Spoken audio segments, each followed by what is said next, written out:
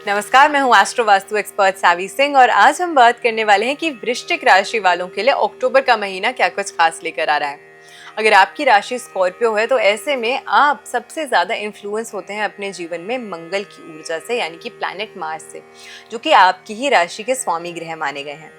मंगल की ऊर्जा की और अन्य सभी प्लैनेट्स के गोचर की तो हम बात करेंगे ही, लेकिन अक्टूबर का महीना और महीनों से ज्यादा खास है। ये महीना वो महीना है जिसका पूरे साल लोग जो है वो इंतजार करते हैं, क्योंकि दिवाली का पर्व आ रहा है, धनतेरस का पर्व आ रहा है और ऐसे अन्य कई सारे पर्व, कई सारे त्योहार आ रहे हैं जो हिंदू मान्यताओं में बहुत विशेष मान्यता रखते हैं।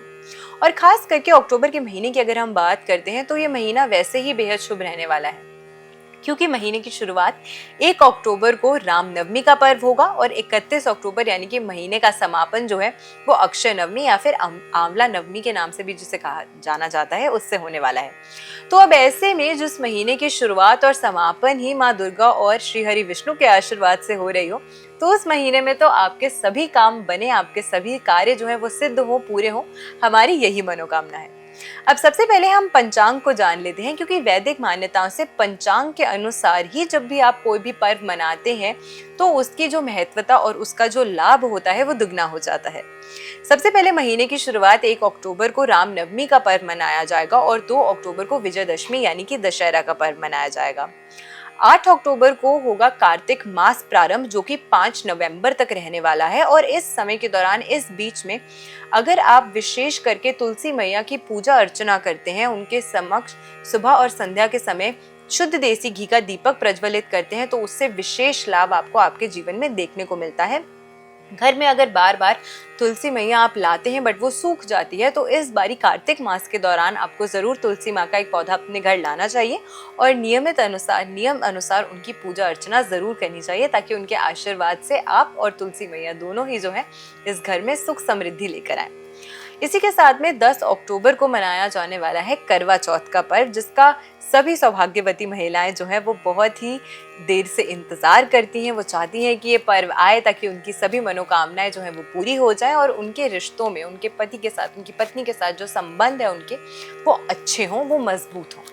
इसी के साथ में 13 अक्टूबर को पड़ने वाला है अहोई अष्टमी का व्रत।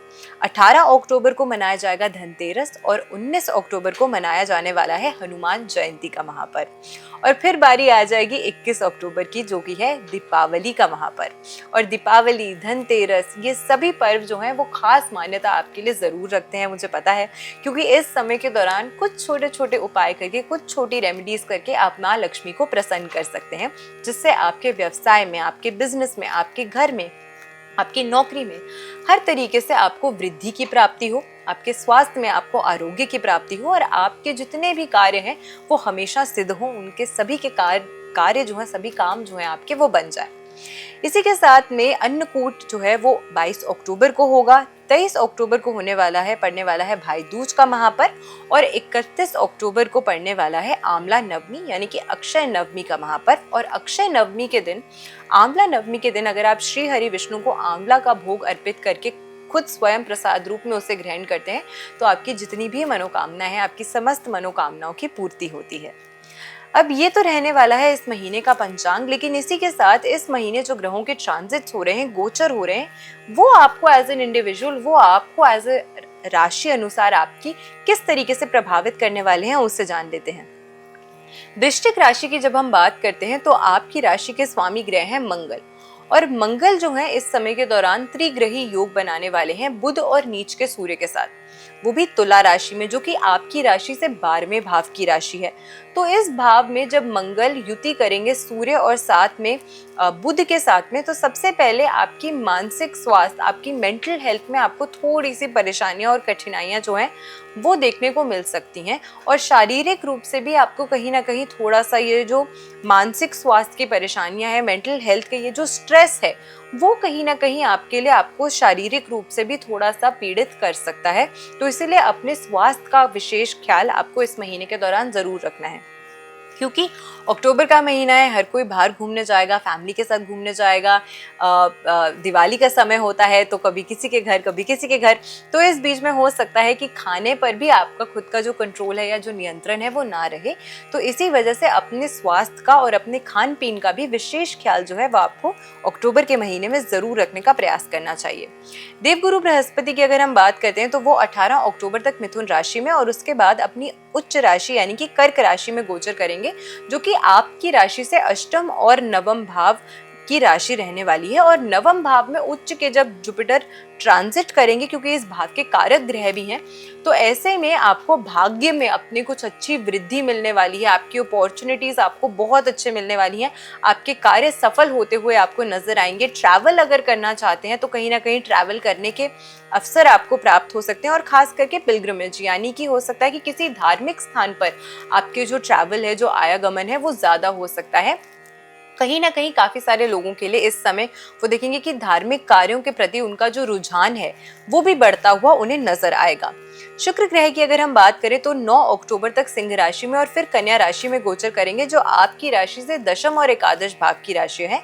और शुक्र का दशम और एकादश भाव की राशियों में गोचर करना या ट्रांजिट करना आपको कुछ अच्छे लाभ, अच्छे फायदे जो है वो प्रदान कर सकता है। आपकी सुख संपत्ति में, आपकी सुख सुविधाओं में कुछ वृद्धि ला सकता है। प्रॉपर्टी परचेज करना, नई गाड़ी खरीदना, अपने बिजनेस में कुछ नया कार्य करना, कुछ न्यू आइडियाज आना, अपने बिजनेस को और ज्यादा एम्पलीफाई करना, बेटर करना, उस तरीके के कुछ नए अवसर जो हैं वो आपको इस समय के दौरान जरूर प्राप्त होते हुए नजर आएंगे। शनि ग्रह रेट्रो मूवमेंट कर रहे हैं, वक्रीय चाल चल रहे हैं पंचम भाव में। इसीलिए इस समय के दौरान जो आपको नए आइडियाज आ रहे हैं या जो भी आप नई चीजें करने का सोच रहे हैं, तो उसमें आपको जिन लोगों का साथ मिल रहा है उनको जरा अच्छे से परख जरूर लीजिएगा। जरूर प्रयास कीजिएगा कि आपको पता हो कि क्या ये व्यक्ति जो आपके साथ जुड़ रहे हैं, जो दोस्ती कर रहे हैं, वो वाकई में आपका फायदा चाहते हैं या सिर्फ अपने ही फायदे के लिए आपके साथ जुड़े हैं। तो इस चीज का भी आपको खास ख्याल रखने का प्रयास करना होगा। इस समय के दौरान शेयर मार्केट में, शेयर बाजार में अगर आप निवेश करते हैं तो मैं यही सलाह दूंगी कि कहीं भी बहुत ज्यादा पैसा जो है वो आपको नहीं लगा देना है एकदम से। छोटा सा लाभ अगर आपको हुआ तो सडनली हमें आशा रहती है कि हम थोड़ा सा और कर लें, थोड़ा सा और कर लें। तो हो सकता है कि थोड़ा थोड़ा और की वजह से भी कहीं ना कहीं आपको थोड़ा बड़ा झटका झेलना पड़ सकता है। तो इसीलिए आप जितना सहन कर सकते हैं उसी अनुसार अगर आप शेयर मार्केट में या शेयर बाजार में पैसे या इन्वेस्ट करते हैं तो वो आपके लिए बेटर रिजल्ट साबित करेगा, आपको ज्यादा अच्छे रिजल्ट जो है वो दे सकेगा। राहु की प्लेसमेंट चतुर्थ भाव में और केतु की प्लेसमेंट दशम भाव में रहने वाली है इस समय के दौरान। तो इसीलिए जो भी लोगों का साथ आपको इस समय के दौरान मिलेगा, फिर से जैसे कि मैंने कहा कि उनको पूरी तरीके से परख जरूर लीजिएगा, समझ जरूर लीजिएगा कि क्या वाकई में वो आपका लाभ चाहते हैं या नहीं। वैवाहिक जीवन और संबंधों में कुछ थोड़ी सी कष्ट और परेशानियों का सामना आपको करना पड़ सकता है। व्यवसाय में पैसे कमाने के नए अवसर आपको प्राप्त होने वाले हैं। पैसा किसी को भी इस समय के दौरान अगर उधार दे रहे हैं तो बहुत सोच समझ कर दीजिएगा। हो सकता है कि जितना जल्दी आप सोच रहे हैं कि आपको ये पैसा वापसी मिल जाए, या जितने भरोसे से, जितने फेथ से आप उन्हें पैसा दे रहे हैं, हो सकता है कि सामने वाले के मन में उतनी आपके प्रति वो भरोसा या उतना आपके प्रति वो जो एक रिलेशनशिप की जो भावना है शायद उतनी स्ट्रांग ना हो। तो इसी वजह से इसका भी खास ख्याल आपको जरूर रखना होगा इस समय के दौरान। दोस्ती के चक्कर में अपना महत्वपूर्ण समय जो है वो आपको वेस्ट नहीं करना है, व्यर्थ नहीं करना है। तो अपनी दोस्ती में भी आपको कितना समय डिवोट करना है उसका खास ख्याल आपको रखना होगा। अपने बच्चों की संगति पर इस समय के दौरान थोड़ा सा विशेष ख्याल रखने की जरूरत है। उपाय मैं आपको बताने वाली हूँ जो कि मैंने आपको बताया था कि इस समय के दौरान, क्योंकि धनतेरस का पर्व आ रहा है, दिवाली का पर्व आ रहा है, ये वो समय है जब आप अपनी सभी मनोकामनाओं को पूरा कर सकते हैं। धनतेरस की संध्या के समय आपको इस उपाय को करना है। तो क्या उपाय करना है, किस तरीके से करना है, इसे ध्यान से समझ लीजिएगा। आपको एक लाल कपड़ा लेना है और उसमें कुछ सफेद तिल जो है वो डालने हैं, और उसके बाद 3 बीज कमल गट्टे के आपको इसमें डालने हैं, और किसी भी संख्या का नोट जो है आप इसमें डाल सकते हैं। इन सभी चीजों को एक साथ रख के आपको इस लाल पोटली को बांध लेना है। उसके बाद संध्या के समय जब आप धनतेरस के दिन माँ लक्ष्मी की पूजा करेंगे, अर्चना करेंगे, तो इस पोटली को आपको कुछ समय शुद्ध देसी घी का दीपक प्रज्वलित करके अपने मंदिर में आपको माँ लक्ष्मी के समक्ष रखना है। आपकी जो भी मनोकामना है वो आपको मांगनी है, और फिर अपने घर की दक्षिण की दिशा में, साउथ की दिशा में आपको इस पोटली को प्लेस कर देना है। ध्यान रहिए कि संध्या के समय ही आपको इस रेमेडी को करना है। और इस तरीके से अगर आप इस रेमेडी को करते हैं तो आपको आपके जीवन में ढेर सारा लाभ जो है वो प्रदान होता है, प्राप्त होता है। साथ में क्योंकि ये दिशा, दक्षिण दिशा जो है वो फेम प्रोवाइड करने वाली दिशा है, आपको मान सम्मान, शोहरत, और साथ में ये आपके नाम को दूसरे लोगों तक पहुंचाने का कार्य करती है ये दिशा। तो ऐसे में इस दिशा की एनर्जी को बेटर करके आप अपने लिए वो मान सम्मान, प्रतिष्ठा जो है वो भी अर्जित कर सकते हैं। तो मैं आशा करती हूँ कि आज की जो वीडियो है वो आपको पसंद आई होगी। वीडियो अगर अच्छी लगी हो तो ज़्यादा से ज़्यादा लोगों तक वीडियो को शेयर ज़रूर कीजिएगा। चैनल पे नए हैं तो चैनल को सब्सक्राइब ज़रूर कीजिएगा। ऐसी बेनिफिशियल वीडियोज़ के साथ फिर से लौट कर आएंगे हम इसी चैनल पर। और मैं आशा करती हूँ कि दिवाली का ये महापर्व आप सभी के लिए ढेर सारी खुशियाँ और तरक्कियाँ लेकर आए। नमस्कार, जय माता दी।